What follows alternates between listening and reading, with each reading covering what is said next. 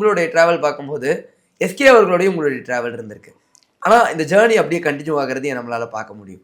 So அந்த days to இந்த days இதை எப்படி பார்க்குறீங்க? எஸ்கே அவர் வந்து சச் எ பிரில்லியன்ட் ஆக்டர். அவனை பல முகங்கள் அவனை பார்க்கலாம். ஏன்னா நீங்கள்லாம் பார்த்த முகத்தை தாண்டி நான் அவனை பார்த்தது வந்து ஜாஸ்தி. நான் இப்போ அவன் சொல்கிறேன்னு நினைக்க வேணாம். என்னுடைய ஃப்ரெண்ட் அப்படின்றதுனால அந்த ஒரு லைக் எஸ்கே கூட இருந்தோம் அப்படின்னா நம்ம 24/7 நம்ம சிரிச்சுக்கிட்டே தான் இருப்போம்.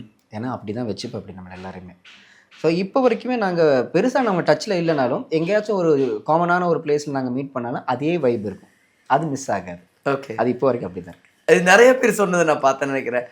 இன்டர்வியூஸ் நான் மலையா அவருடைய பழைய ஃப்ரெண்ட்ஸ் இன்டர்வியூ எடுக்கும்போது ஒரு சிலது சேஞ்ச் ஆகும்னு சொல்லுவாங்க. ஆனால் இந்த வைப்பும் அவர் அடிக்கிற கவுண்டர்ஸும் சேஞ்சே ஆகலை அப்படிங்கிறது மாறாது. அது அவனோட இன்பில்ட். அது மாறாது.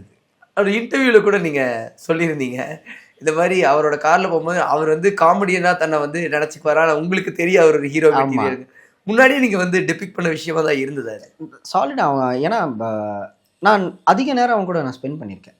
ஒரு டப்பிங் நாங்கள் அந்த சேனலுக்காக நாங்கள் பண்ணுறப்போ இருக்கட்டும், ஒரு இந்த ஷோக்காக பண்ணுறதா இருக்கட்டும், ஒரு டான்ஸ் ரிஹர்சல்ஸில் வந்து அவன் போடுற எஃபர்ட்டாக இருக்கட்டும், ஒவ்வொரு கம்பெனிஸ்க்கு ஏறி இறங்குற ஒரு விஷயமா இருக்கட்டும், நமக்கு தெரியும் இல்லையா எதுக்காக ஓடுறான், எதுக்காக இவ்வளோ கற்றுக்குறான், என்ன பண்ணுறான்றது எனக்கு தெரிஞ்சிச்சு அப்போவே.